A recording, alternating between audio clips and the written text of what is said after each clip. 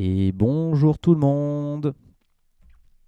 On va s'installer tranquillement. Je fais les derniers petits setups. Le stream va pouvoir commencer. Je me présente. Je m'appelle Franck Cussac. Je suis consultant chez Imaya depuis 2 ans maintenant.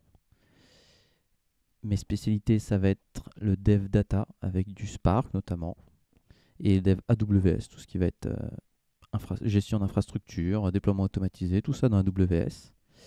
Et aujourd'hui, nous sommes ensemble pour parler de Kubernetes pour les devs. Donc l'idée, ça va être un peu de faire le tour de quelques petites fonctionnalités intéressantes pour les devs quand on débute et, euh, et bah voir ce qu'on peut faire en 1 heure.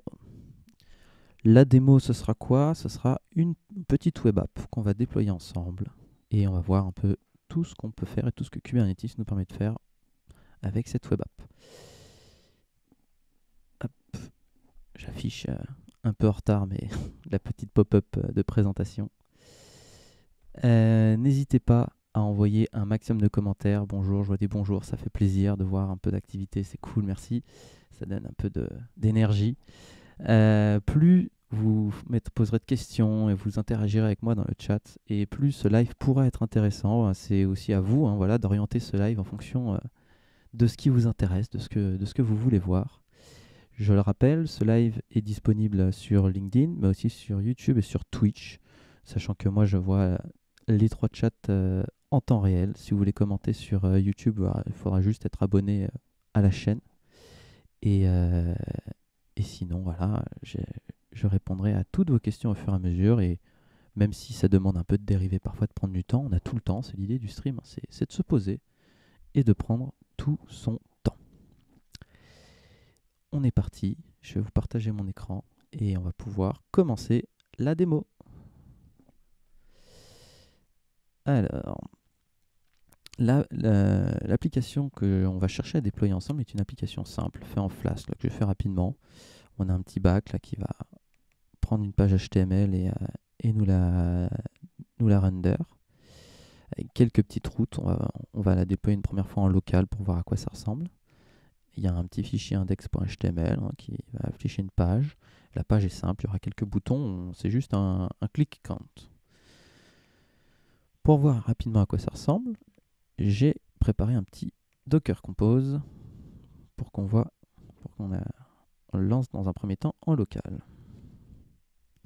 Donc Docker Compose up --build va nous permettre de construire en live l'image de conteneur pour la web app et déployer une petite web app où le front et le back vont être mélangés ensemble et un Redis derrière en base de données pour justement sauvegarder le click count. On est parti, ça lance le tout et maintenant hop, si je vais sur le localhost 5000, je vais avoir, oups, ça n'était pas la version que je voulais déployer, mais bon, c'est pas grave. Je vais avoir mon petit word count qui va me permettre de sauvegarder. Donc on le voit, si j'incrémente encore et que je refresh, il y a un compteur que j'ai cliqué sur save qui s'est sauvegardé. Je peux aussi le reset. Et si je resave, hop, on le voit, il n'est plus persisté en fonction de si j'appuie sur save. Et l'autre compteur qui est permanent, qui n'est jamais reset et qui va continuer à vie de s'incrémenter. Donc voilà, petite web app assez simple, sachant qu'on aura d'abord une V1 à déployer qui n'aura pas le permanent counter. Hop. Alors, donc ça, c'est le déploiement en local. Maintenant, l'objectif, ça va être de le déployer sur Kubernetes et on va un peu voir pourquoi. Pourquoi c'est intéressant de le déployer sur Kubernetes. Là, j'ai déployé juste sur mon ordinateur. On pourrait se dire, bah, pourquoi pas faire la même chose sur une VM dans le cloud. Mais nous aurons tout le temps de le voir. Donc, première chose, je vais voir que j'ai bien accès à mon cluster cube. Donc, on a une command line qui me permet d'interagir avec mon cluster cube. Donc, je fais kubectl getNode et j'obtiens par exemple la liste de toutes les VM de mon cluster cube. On le voit au nom, le cluster cube a été déployé sur Scaleway. Pourquoi Scaleway? Parce que quand on veut déployer un petit cluster cube comme ça rapide pour tester, c'est vraiment le cloud provider le plus simple. Ça m'a pris littéralement 2 minutes en clic bouton d'avoir, de secondes en clic-bouton d'avoir un cluster cube et de minutes pour que le cluster cube, lui, soit actif et soit prêt à être utilisé. Si on compare rapidement avec AWS, lancer un cluster cube EKS, ça nous prend environ 20 minutes. Et en plus de ça, ça demande de configurer beaucoup plus de choses, même en clic-bouton. Donc voilà, si vous voulez faire des tests rapidement, moi je vous invite à d'abord aller sur Scaleway. En plus de ça, les tarifs sont plus avantageux. Donc voilà pourquoi j'ai choisi Scaleway. Première chose à vous partager par rapport à cette invite de commande kubectl, c'est l'outil que vous allez sûrement le plus souvent utiliser quand vous allez manier Kube. Ça vous permet vraiment d'interagir avec Kubernetes. Donc, le premier conseil, c'est de créer un alias qui s'appelle K, qui va être égal à kubectl. Voilà, vous faites ça, et comme ça ira beaucoup plus vite. Moi, je l'ai déjà fait, c'est pour ça que je ne le refais pas, mais c'est à partir de là, ça ira beaucoup plus vite d'interagir avec votre cluster Kubernetes. Hop, on fait kgetnode, et ça marche pareil. Et ça nous permet vraiment de gagner du temps, parce que vu le nombre de commandes, vous allez voir très vite, vu le nombre de commandes qu'on fait, on gagne énormément de temps, et de fautes de frappe aussi. Donc, là, j'ai mon cluster cube, et si je regarde la liste des pods, il n'y a rien. Un pod, qu'est-ce que c'est? Un pod, c'est le plus petit objet qui nous permet de déployer un conteneur sur un cluster Kubernetes. Donc première chose qu'on va faire, c'est déployer notre conteneur qui a été construit ici dans notre Docker Compose, mais sur Kubernetes. Donc j'ai déjà déployé dans mon Docker Hub un conteneur qui s'appelle Awesome. Je crois qu'il s'appelle ouais, c'est ça, Awesome Web App. Et j'en ai plusieurs. J'ai le 1 et le 2. On va d'abord déployer la version 1 ensemble et ensuite on verra un peu comment faire des mises à jour avec Kubernetes en déployant la deuxième version. Donc,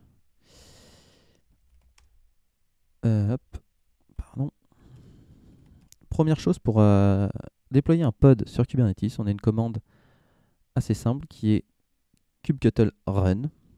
Kubectl run, je vais donner le nom du pod que je veux créer, donc le nom au sein de Kubernetes. Donc là, ça va être, disons, front-end ou alors web app, parce qu'en soi, on mélange un peu les deux. Web app.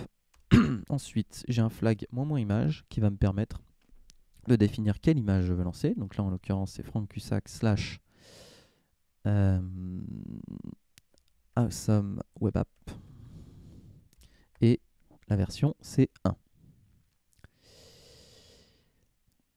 Je lance ça et j'ai bien un message qui me dit le pod a été créé. Donc maintenant, quand je fais kgetpod, je vois bien ma web app qui est running et qui va bien. Bon. Sauf que là, à part récupérer les logs, dans ces cas, logs web app, voilà, là j'ai mes logs qui me dit c'est up. Le truc, c'est que ça a été déployé à distance. Donc là, si je vais sur le localhost, ça marche pas. Lui, il a déployé le pod sur Kubernetes, contrairement à tout à l'heure où je l'avais déployé sur mon ordinateur. Là, je peux pas y accéder comme ça. Donc, il va falloir que j'expose mon pod sur le cluster Kubernetes, sur une IP externe pour y accéder. Ok, faisons ça. Donc là, je fais k expose. Donc, je veux exposer un pod. Une commande qui me permet de faire un expose de ce que je veux. Là, en l'occurrence, c'est un pod. Le pod en lui s'appelle web app. Et je veux le faire sur le port 5000. Parce qu'on l'a vu, c'est le port que par défaut, ma web app utilise. Et pardon, non, c'est tout. Et le type d'exposition que je veux faire, ça va être un load balancer. Un load balancer qui va me permettre de pouvoir y accéder depuis une IP publique. Donc maintenant, je peux récupérer, en faisant kgetService, je peux récupérer la liste des services. Donc quand on fait un expose, ça va créer un service. Un service au sein de Kubernetes, ça va permettre de créer une adresse IP commune à tout le cluster Kubernetes pour accéder à un pod, ou en tout cas une application qui était déployée dessus. Ça peut être interne, comme on voit ici, il y a déjà un cluster IP qui est créé, donc c'est juste une IP interne, il y a un cluster IP mais il n'y a pas d'external IP, ou ça peut être à la fois en interne et en externe. Et là on le voit, il est encore pending, donc on va Et ça y est, on a notre IP. Donc maintenant, si je vais sur cette adresse, hop, je vois à nouveau mon application. Et donc ça, c'est la V1, il n'y a qu'un seul compteur. Le compteur fonctionne. Ce qui ne va pas fonctionner, c'est la fonction save. Forcément, je n'ai pas encore déployé mon Redis. Donc maintenant, je vais ajouter un autre pod qui va contenir le Redis. Donc Karen, on va l'appeler, ou plutôt on va appeler database. Donc cette fois-ci, ce sera un Redis en version Alpine. Et pour le moment, on n'a rien besoin de plus. Hop, voilà, il a créé mon pod Redis.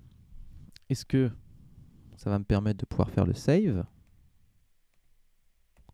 Non, toujours pas. Pourquoi? Parce que actuellement, j'ai déployé ma web app, j'ai déployé mon Redis, mais je n'ai pas encore relié les deux. En local, dans mon Docker Compose, c'était facile. J'avais juste à dire qu'ils dépendaient l'un de l'autre, donner ma petite variable d'environnement, et ils pouvaient communiquer en local. Là, il va falloir que j'expose également mon Redis pour que ma web app puisse y accéder. Et mon Redis, lui, j'ai besoin de l'exposer qu'au sein du cluster Kubernetes. Je n'ai pas besoin de l'exposer en public, comme je l'ai fait pour ma web app. Donc, je vais pouvoir juste créer un cluster IP. Donc, je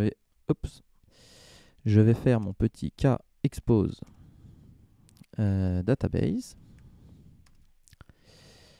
Le port pour un Redis, c'est 6379 par défaut. Et là, cette fois-ci, il va falloir que j'ajoute un target port.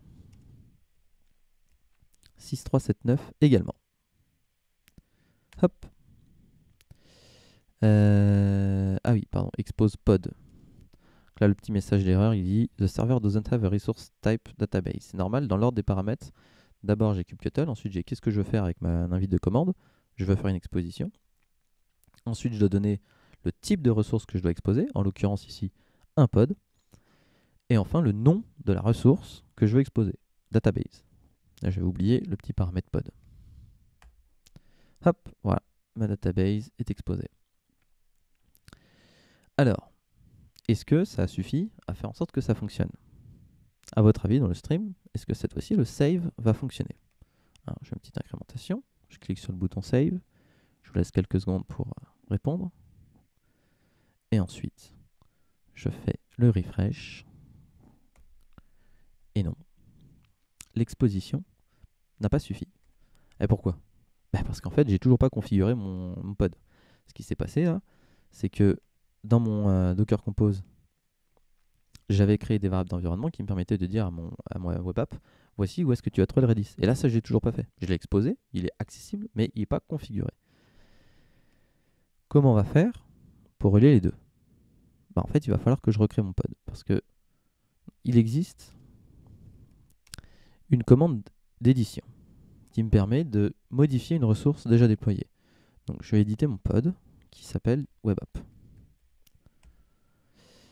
Et je peux ici, donc j'ai l'équivalent d'un Vim, enfin, j'ai un Vim, je peux ici rajouter env from et dire env from, ce sera un config map ref, je le fais de tête, mais on aura le temps de le revoir, un config map rep, et en fait je vais lui dire, non pardon, je vais pas créer de config map, donc, je vais avoir env, et un env, je vais créer une variable qui s'appelle toc, qui s'appelle Redis host,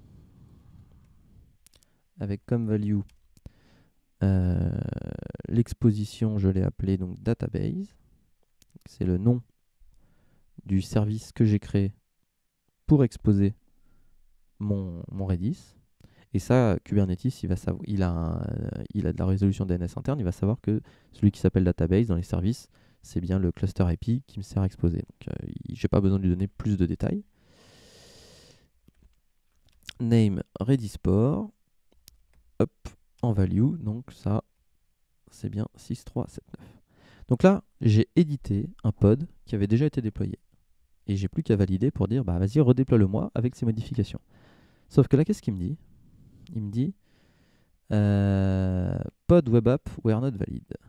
Ah, là, c'est... Oui, ok, là il y a juste une petite value ici qui devrait être en string. Voilà. Là, il me dit que c'est pas valide. Voilà. Pod updates may not change field other than spec.containers étoile.image. En fait, il me dit voilà les champs ici que tu as le droit de modifier. Tout le reste, tu n'as pas le droit de le modifier. Et en fait, voilà, j'ai modifié un champ que je n'avais pas le droit de modifier. Quand on fait un edit, pour modifier une ressource déjà déployée, on ne peut pas éditer n'importe quoi.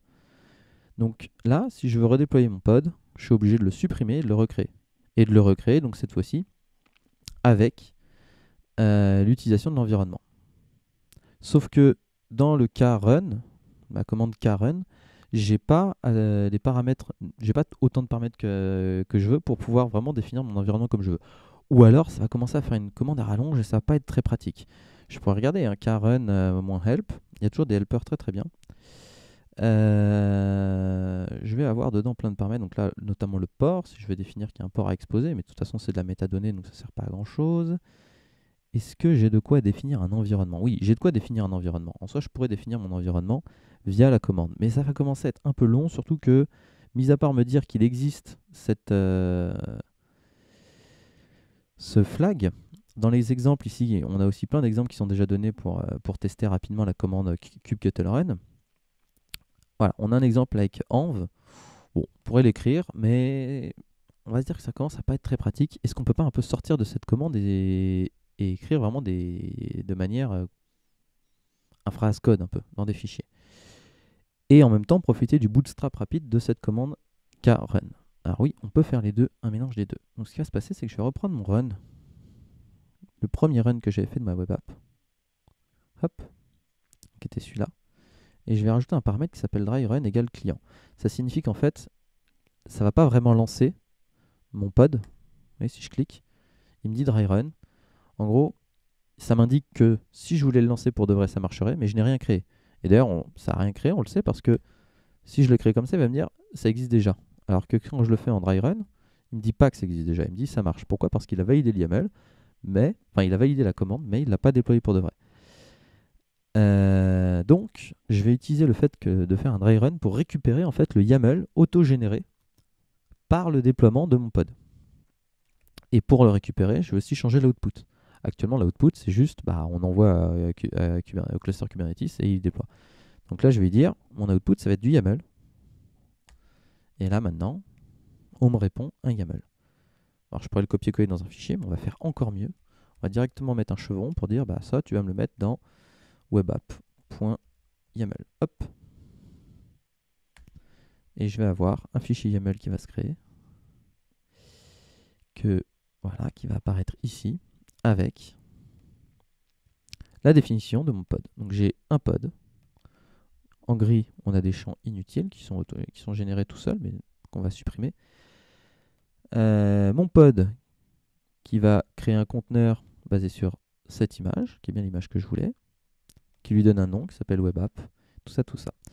Si je récupère le pod qui est déjà déployé, kgetpod, celui qui s'appelle donc webapp, kgetpod webapp, et que je fais un -o YAML, j'obtiens un YAML un peu plus long, avec plein de métadonnées en plus qui correspondent au scheduler de Kubernetes, mais qui contient quand même toutes les infos que je viens de voir ici. En l'occurrence, le fait qu'il y a un label run webapp, que le nom c'est webapp, que le namespace c'est default. Alors là, il n'indique pas le namespace parce que quand il n'est pas indiqué, c'est bel et bien default. Mais dans les specs, j'ai aussi le conteneur où l'image c'est bien ma awesome webapp, etc., etc. Donc j'ai un peu toutes les mêmes infos. Super. D'ailleurs, ce pod, je vais le supprimer puisque notre objectif, ça va être de le recréer. Donc delete pod, et je donne le nom du pod que je veux supprimer. Pouf, ça le supprime. Ça va prendre un peu de temps, mais ça va le supprimer. N'hésitez pas à poser des questions si je vais un peu vite. Alors, donc pendant ce temps-là, on va travailler sur notre YAML ici que j'ai récupéré, généré automatiquement par la command line kubectl. Ce que je veux, c'est donc ajouter un environnement, des variables d'environnement. Donc, je peux rajouter un bloc env.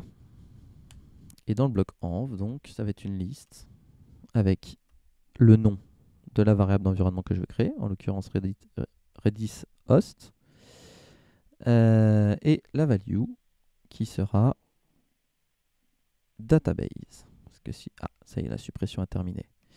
Parce que si je fais kget svc, svc pour service, j'ai bien database ici. Dans la command line, j'en profite, petite parenthèse, c'est très clair. Merci Roméo. Si tout est très clair, je suis content. Donc dans la command line, il y a beaucoup de raccourcis. Normalement, on pourrait écrire kget service en entier, sauf que kget service c'est long, donc dans la command line, tout a été aussi implémenté sous forme de raccourcis. Voilà. Donc service par exemple peut devenir SVC, et on va le voir pour d'autres types de ressources qui ont été raccourcis. Toujours de façon à gagner du temps. Cette command line est très pratique pour vraiment faire plein de bootstrap, typiquement du bootstrap de YAML. Vous ne connaissez pas le YAML par cœur, vous ne voulez pas perdre du temps à chercher dans la doc. Vous vous souvenez juste de la commande Karen et hop, il vous bootstrap tout le YAML. Super cool. Si vous avez des velléités par exemple de passer la certification Kubernetes pour les développeurs ou pour admin, cette command line, elle est vraiment à connaître par cœur pour aller beaucoup plus vite. Donc, ma première variable d'environnement, et j'en crée une deuxième qui sera Redis Port et qui aura pour value 6379. OK. Donc là, normalement, on est bon. Si je fais mon k apply-f, alors si je veux déployer une ressource sur Kubernetes à partir d'un fichier, j'ai la commande k-apply et -f me permet de donner le nom du fichier que je veux déployer. Donc là, webapp.yaml qui fait bien référence au fichier que je viens de créer. On va le voir, hop, il a créé un pod qui s'appelle webapp. Alors cette fois-ci, je vais retourner sur mon URL. Hop, on va attendre que ça se redéploie. Voilà. Et là, je fais mon incrément, je fais mon save, je refresh, je vois toujours écrit 3. Si je réincrémente sans save, hop, on revient bien sur mon 3. Comme quoi le save a bel et bien fonctionné. Autre chose intéressante à noter, j'ai supprimé un pod, j'ai recréé un pod, mais mon IP externe sur lequel j'accédais à mon pod n'a pas changé, toujours la même. Mon load balancer, lui, n'a pas changé. Il a juste, pendant un temps, pointé sur aucun pod, rien du tout, mais il n'a pas changé l'IP. Ok. Ce qui est quand même pas très pratique dans cette façon de définir l'environnement, c'est que si jamais ces valeurs se mettent à changer, je peux pas le modifier. Dans la définition de mon pod, on l'a vu, hein, ce sont des champs que je peux pas modifier. Donc potentiellement, j'aimerais porter les valeurs de mon environnement autrement. Et ça tombe bien, dans Kubernetes, il y a un objet qu'on peut déployer qui s'appelle une config map. Une config map, comme son nom l'indique, c'est censé porter la config. Et ça se mappe parfaitement bien avec la définition des variables d'environnement d'un pod. Donc, je vais le créer dans un premier temps via la console. Donc, kcreate config map. Et à partir de là, j'ai un flag qui s'appelle from literal. Donc, from literal, je vais donner le nom de la variable du champ que je veux créer dans ma config map, Redis host. Et je vais lui dire que ça, c'est égal à database. Et le deuxième, from literal, ce sera Redis Port qui sera égal à 6379. Hop, enchaîne le caractère parce qu'on l'a vu, sinon il râlait un petit peu. Pourquoi l'IP n'a pas changé, sachant que tu as delete le pod avant de le recréer? Très bonne question, Roméo. Alors, en fait, ce qui s'est passé, c'est que j'ai créé deux ressources séparées. J'ai créé deux ressources séparées. La première ressource, c'est un pod. Et cette deuxième ressource, c'est un service de type load balancer. Donc ce sont deux ressources différentes qui n'ont vraiment rien à voir l'une de l'autre. Donc quand j'ai supprimé le pod, je n'ai pas supprimé le service. Et comme je n'ai pas supprimé le service, en recréant un nouveau pod, il s'est bien relié au service déjà existant. Et donc l'IP n'a pas changé. Le load balancer est resté, il a juste pendant un moment pointé sur rien du tout. Mais quand j'ai recréé le pod, il a pu réutiliser le même load balancer avec la même IP. Ce sont deux ressources différentes, comme ce sont deux ressources différentes. En supprimer une n'a pas d'impact sur l'autre. J'espère avoir bien répondu à ta question. Donc, on y revient à la création. Là, je pourrais créer directement mon config map. Mais autre chose que je pourrais faire maintenant, c'est me dire, allez, je vais le créer en dry run, comme tout à l'heure. égale client, et récupérer le YAML. Et je vais l'ajouter à la suite de mon webapp.yaml. Alors, apparemment, j'ai oublié de donner un nom à mon config map. Donc le config map, je vais l'appeler webapp config. Voilà. Et là, cette fois-ci, j'ai un nouveau champ qui est apparu.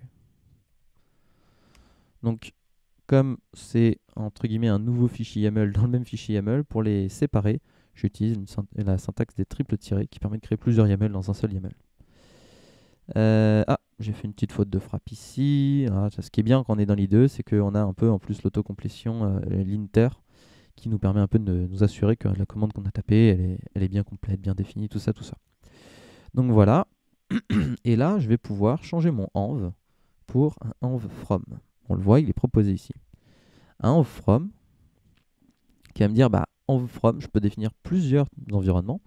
En l'occurrence, le premier environnement que je vais définir va venir d'un config map. Donc le champ va s'appeler config map ref. Et je dois lui donner le nom du config map en question. Donc le nom du config map en question, je l'ai défini juste en dessous, il est ici. C'est webapp config. Hop. Et maintenant, je peux faire mon k apply-f directement de webapp.yaml. Et là, petite erreur. Hop, on me dit quoi? On me dit the pod webapp is invalid, pod update. Ah oui, en fait c'est la même erreur que déjà tout à l'heure. J'essaye d'éditer une webapp. Donc en fait d'abord il faut que je fasse un delete de ma webapp. Hop, voilà, c'est delete. Et je vais le recréer. Et normalement à partir de maintenant, je pourrai changer mon config map indépendamment de mon pod. Et ça sera cool. Donc ça prend un petit peu de temps à chaque fois. Et ce qu'on va faire à partir de maintenant aussi, c'est récupérer en fait le reste des ressources qu'on a déjà déployées pour les mettre dans un webapp.yaml de façon à cette fois-ci créer de l'infra as code pour Kubernetes. C'est la recommandation quoi qu'il arrive. Pour aller vite, on peut utiliser le CLI pour tester des choses rapidement, mais une fois qu'on a fini nos tests, il faut absolument les récupérer tous nos YAML pour les mettre dans un fichier. Donc je vais refaire l'apply. Et là, on le voit, il a créé le pod, il a créé le config map. On est bon. Je vais retourner sur ma petite interface. Hop. Donc là, ça prend un petit peu de temps, un petit peu de downtime. Ce qui se passe, c'est que le 3 est toujours persisté. Pourquoi? Parce qu'on a supprimé le pod de la web app, mais pas celui du Redis. Et notre web app fait toujours référence au même Redis. Donc on le voit, ça fonctionne toujours. Je peux save à nouveau, faire un refresh. Hop, reset, stock. Mais on revient sur le 6. Ok. Et maintenant, qu'est-ce qui se passe si je modifie le config map? Est-ce que quelqu'un... petite question de Vincent. Le load balancer tourne dans le control plan.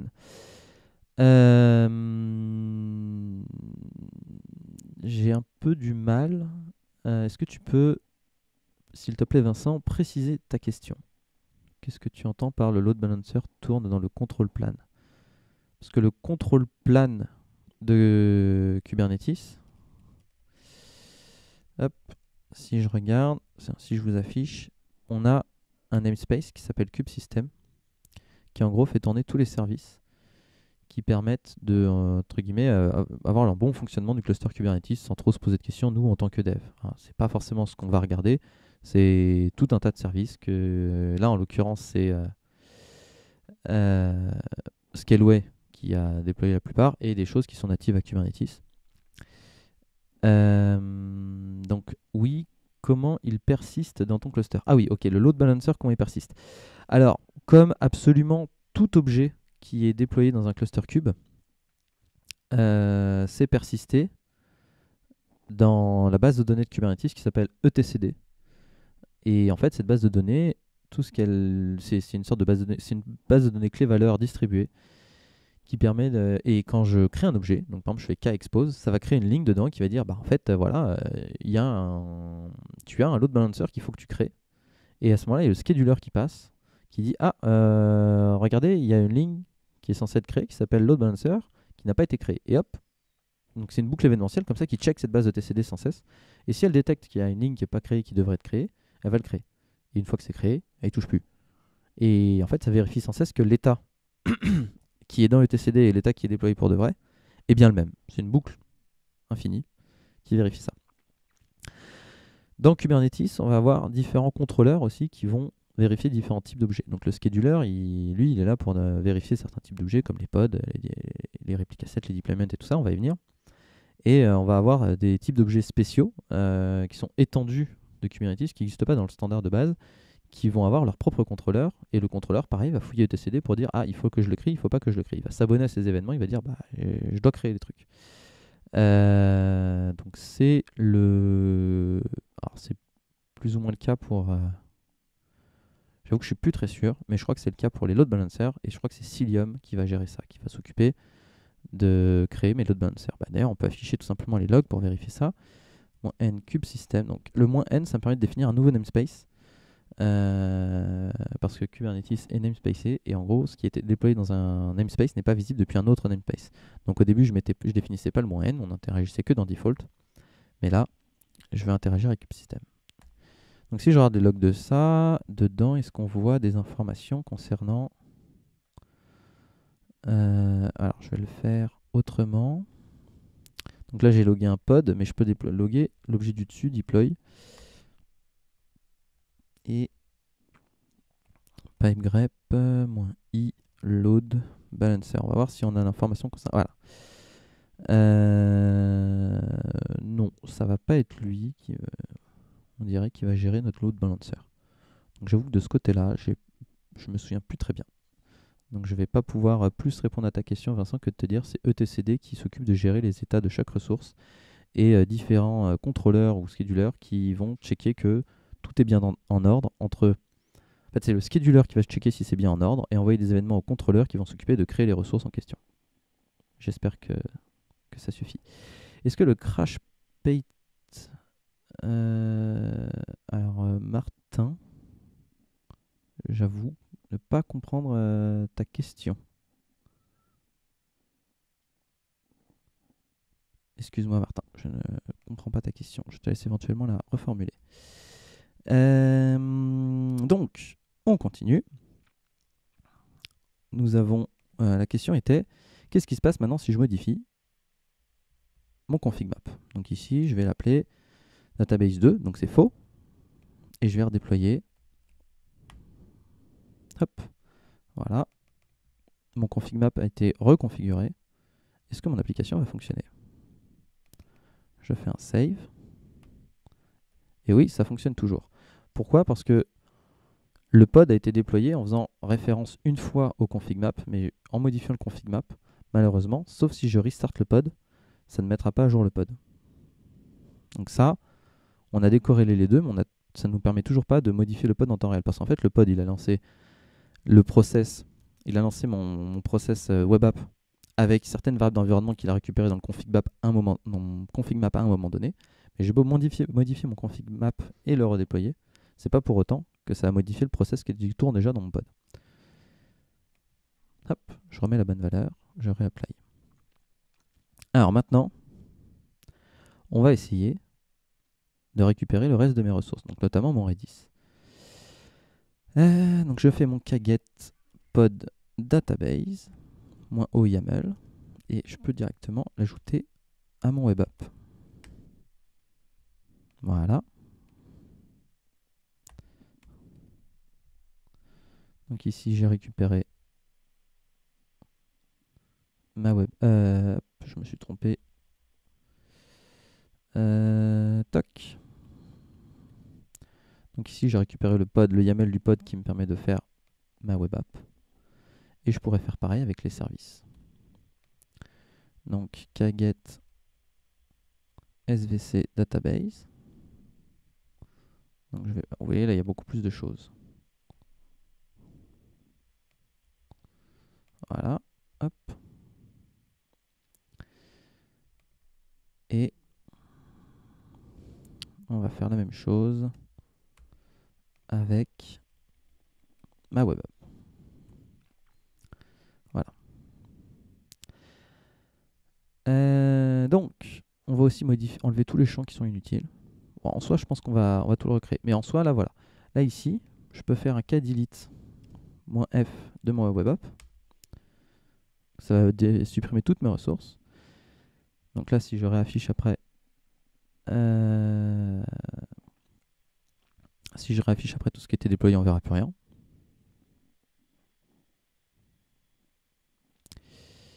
Hop. On attend un petit peu, ça prend toujours un peu de temps.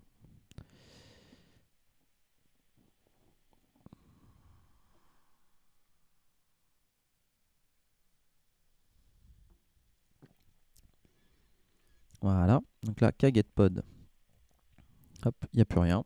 kgetsvc, il n'y a plus rien. kgetcm, donc tout à l'heure, on faisait référence par config map. Mais je peux aussi faire cm, raccourci, pour aller plus vite. Et il n'y a plus rien. Donc là, j'ai plus rien déployé. D'ailleurs, si je vais là, il n'y a plus rien. Donc là, il charge dans le vide, il ne le trouve plus. Si je refais un kapply de -f de toute ma web app, je peux tout redéployer d'un coup.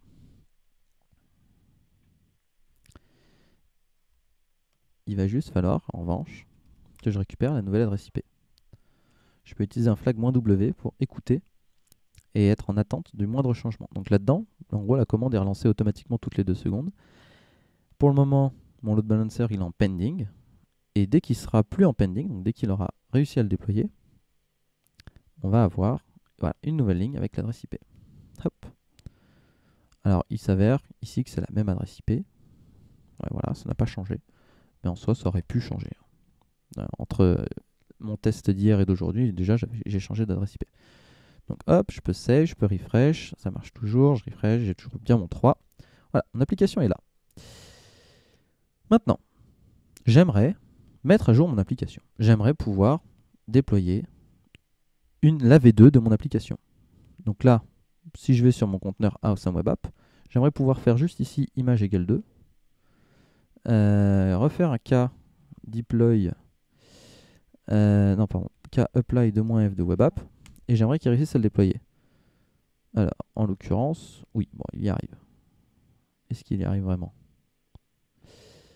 Hop, voilà, et forcément, il n'y arrive pas. Il essaye, et il me dit, il y a un problème. L'erreur est là. Operation cannot be fulfilled on service database.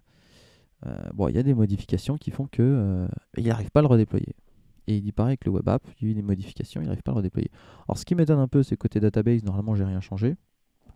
Mais ouais, ça doit être parce que justement en fait le YAML il est trop complet, il y a plein de petites métadatas que je devrais pas avoir à gérer moi-même parce que j'ai récupéré un YAML un peu complexe directement de Kubernetes. Donc peut-être qu'il remet à jour des choses qu'il ne devrait pas. Mais en tout cas, voilà. L'objet pod, si je veux le mettre à jour, si je veux le modifier, si je veux y toucher, c'est pas pratique. Donc on va avoir un autre type d'objet qui est au-dessus du pod, qui s'appelle le deployment. La commande kapply te permet de mettre à jour et de créer si ça n'existe pas, là où krun ne fait que créer. Alors le krun, c'est un raccourci pour créer un pod. Le kapply, c'est une commande qui me permet d'appliquer un fichier. Et en effet, si je fais des modifications dans le fichier sur une ressource qui existe déjà, ça va mettre à jour la dite ressource. Krun ne fait pas référence à un fichier, ça fait juste créer un pod. Donc en effet, si je fais un krun sur un pod qui n'existe pas, donc s'il n'existe pas, ça va le créer. S'il existe déjà, j'aurai une erreur parce qu'il me dira j'ai essayé de créer un pod, mais en fait le pod, il y a déjà un pod qui existe qui a ce nom-là. C'est la différence entre les deux. Apply fait référence à un fichier, run, crée, tout simplement. Donc, l'objet pod n'est pas pratique. Qu'est-ce que je vais faire? Je vais reprendre mon fichier, je vais supprimer tous les pods que j'ai créés jusqu'à présent. Je vais garder les services en enlevant les champs inutiles qui nous prennent de la place pour rien. Donc ça ici, on va l'enlever. On n'a pas besoin... Bon, en fait, je vais tout enlever. On va tout refaire et cette fois-ci, on va le faire entièrement dans notre fichier YAML. Donc, ce que je veux cette fois-ci, c'est créer un objet qui s'appelle un deployment. Un deployment, c'est un objet dans Kubernetes qui permet carrément de gérer donc, une application complète avec tout ce qui va être mise à jour automatique, rolling update, s'assurer que le pod tourne toujours. Parce qu'en fait, avec là mon kpod run, ce qui se passe, c'est que si mon pod échoue, bah, il ne va pas être recréé automatiquement. Enfin, il va rester en statut failure, il va pas forcément être, il va être restart automatiquement, mais j'aurai pas ce côté haute dispo. Alors que de l'autre côté, dans un deployment, si je configure bien mon deployment, je peux avoir de la haute dispo facilement. Donc, j'ai un cas create deploy. Donc deploy pour deployment, soit je l'écris deployment en entier, soit j'écris en raccourci. Alors, je privilégie toujours les versions raccourcies quand même. Je veux créer une web app. L'image, ce sera toujours Franck Cusack / Assom web app. Hop, en version 1. Et donc là, pour le moment, en soi, ça ressemble au Karen, mais ici, c'est un cas create deploy. Et je vais pas m'embêter à définir plus de champs pour le moment. Je vais le mettre en dry run. Output, alors dry run égale client et un output YAML. Et je vais l'écrire ça dans webapp.yaml. Hop. Ici, voilà, je récupère la description de mon deployment. Deployment, à quoi ça ressemble? Au final, on va juste avoir en fait un niveau supplémentaire qui va définir combien je veux de réplicas. Donc là, ici, par exemple, je vais en mettre 3, disons. Et à l'intérieur, ça prend un template de pod, tout simplement. Et là, en fait, on redéfinit un pod. C'est un pod défini dans une autre source, en gros. Hop, on va enlever les champs un peu inutiles. Dans un premier temps, faire un peu de ménage. Voilà. Deuxième chose, je vais vouloir créer un deployment pour ma database. Hop. Donc, Redis. L'image, ce sera redis.alpine. Dry run client, moi au YAML, je l'ajoute là. Donc, je fais un append dans le fichier. On va juste préparer pour que l'append se fasse facilement. Hop. Voilà, il apparaît ici. Et pareil, j'enlève les champs inutiles. Ça, c'est le seul défaut de Bootstrap par commande, c'est qu'on a quand même des champs au début qu'on ne veut pas forcément. Maintenant, je veux faire des expositions. Donc, je vais lancer mon expose. Je peux récupérer mes exposes de tout à l'heure. Donc, expose, cette fois-ci, ce ne sera pas un pod, ce sera un deployment. Il s'appelle toujours database. Je suis curieux de savoir si ça fonctionne en mode dry run comme ça. Je crois que j'ai jamais essayé ça. Puisque je n'ai pas déployé de deployment. Enfin, je n'ai pas déployé mon deployment. Donc, potentiellement, il faudra juste que je fasse un apply de mon deployment avant. On va voir. Je suis curieux. Moins au YAML. Et on le met dans mon web app. En effet, il dit bah, il n'a pas trouvé la database. Donc on va commencer par faire un petit apply de ma web app actuelle. Voilà, et on peut lancer l'expose. Database pas trouvé. J'ai fait une faute de frappe. Ah, je l'ai appelé Redis. C'est pour ça en fait. Enfin bon, ça aurait pas permis de le résoudre tout à l'heure. Parce que tout à l'heure, il n'y avait rien qui existait. Donc voilà, là j'ai ajouté l'exposition de mon Redis. Hop. Et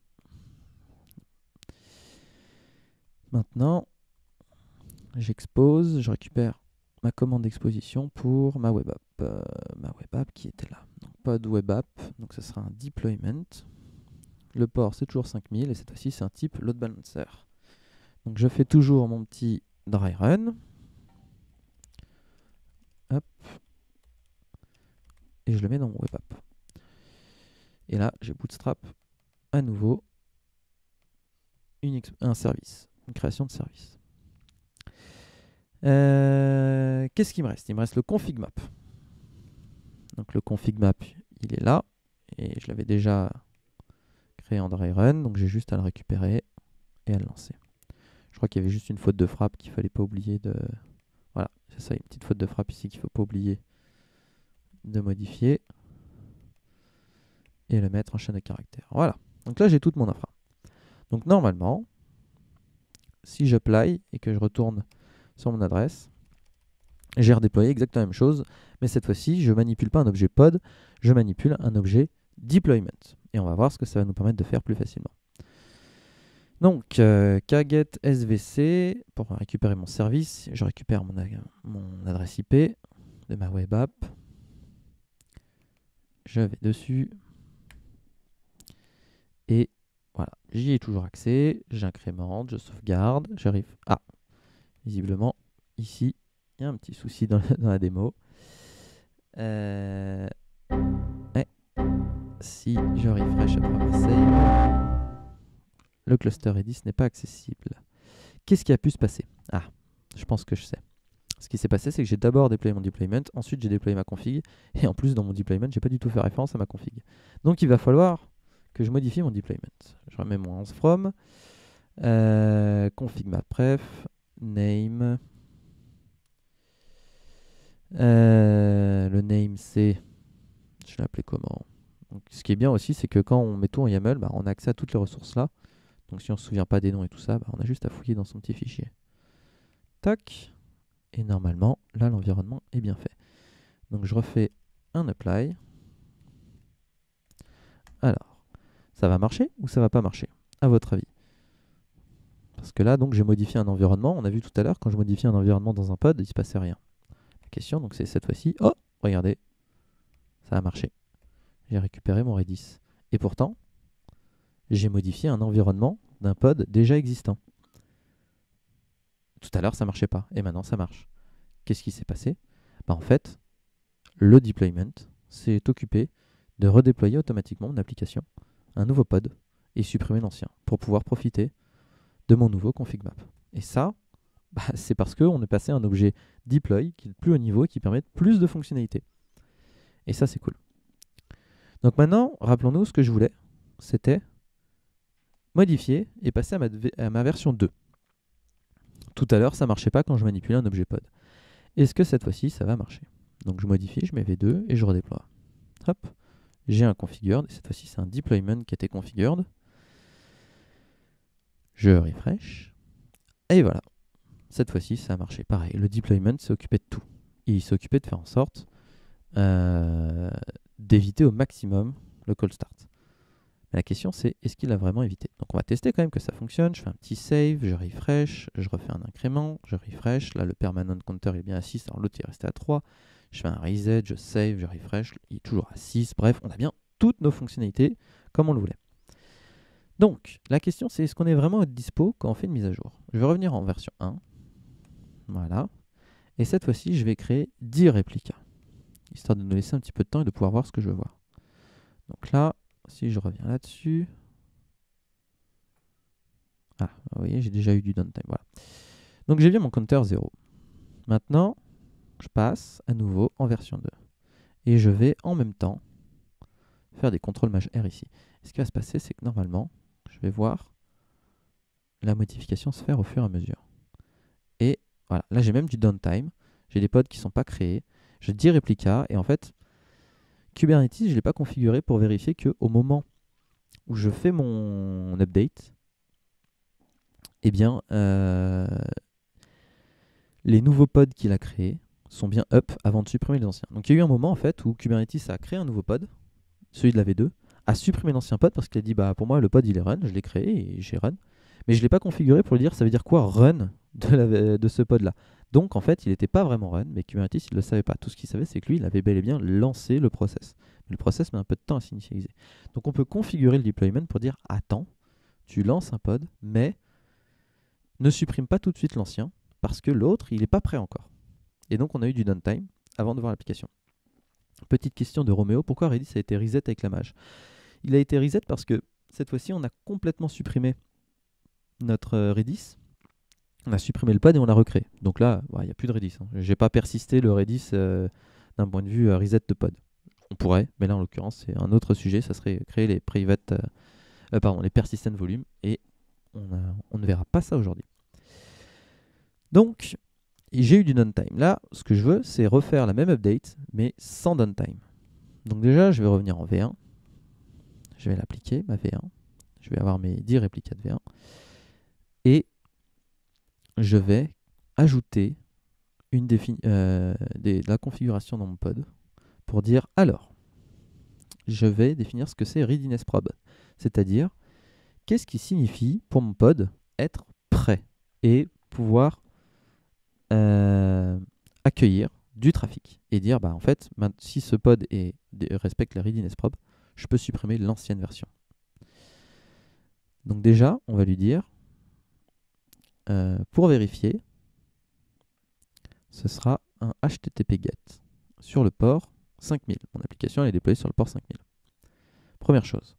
Deuxième chose, je vais lui dire alors avant de faire ta première vérification de ready, tu vas attendre 3 secondes.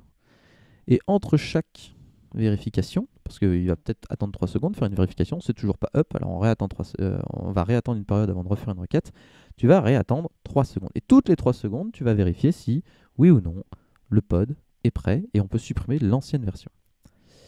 L'objectif, lui, du deployment, c'est, on le rappelle, de créer, là je l'ai défini 10 réplicas et de faire en sorte qu'il y ait toujours 10 réplicas prêts.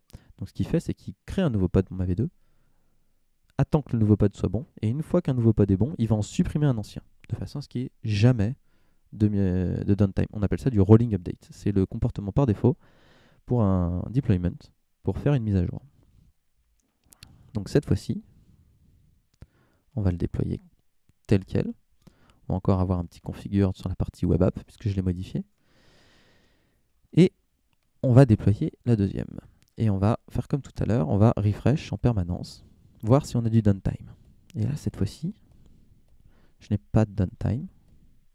Mais il va y avoir un moment où je vais jongler entre des versions anciennes et nouvelles. Parce qu'en fait, il y a un moment, le temps que mes 10 réplicas se fassent, eh ben, j'ai certains réplicas qui sont sur la V1 et d'autres réplicas qui sont sur la V2. Et mon load balancer, aléatoirement, il va me mettre sur un réplica V1 ou V2 le temps que toute la transition se fasse. C'est pas très grave. En soi, avant on avait une V1, pendant un moment les clients vont jongler entre la V1 et la V2, mais c'est pas très grave, parce qu'au moins on évite le downtime. Et là, hop, on a bien réussi à avoir une mise à jour fluide, sans downtime, grâce à la définition de ce probe. J'espère que c'était clair. On va s'arrêter là pour la démo. On est allé au bout de la démo. Si vous avez des questions, n'hésitez pas par rapport à cette façon de faire une mise à jour avec les deployments. Si vous avez des questions sur la partie exposition, si vous avez des questions sur l'objet deployment en soi, voilà, n'hésitez pas. Sinon, on se retrouve dans 2 semaines pour un nouveau live. Je vais lancer d'ici demain, je pense, un nouveau questionnaire sur mon compte LinkedIn où je vous demanderai quel sujet que vous voulez qu'on voit pendant 2 semaines. Donc on peut continuer sur du Kubernetes, voir un peu plus de fonctionnalités. On n'a pas parlé des persistent volumes, si jamais on voulait que le Redis, même avec une destruction du pod et une recréation du pod, on voulait que le Redis reste. On pourrait aller un peu plus loin dans la partie exposition avec les ingress, voir un peu plus de choses. On n'a pas parlé des ingress, on n'a parlé que des load balancers. Mais il y a d'autres objets qui permettent de gérer différemment l'exposition. Vincent, j'ai pas compris la diff entre ta V1 et ta V2. Alors, la diff entre la V1 et la V2, c'est tout simplement que la version de ma web app. Dans la V1, j'avais que le counter qui s'incrémentait, se sauvegardait, et puis c'est tout. Et je pouvais le reset si je voulais.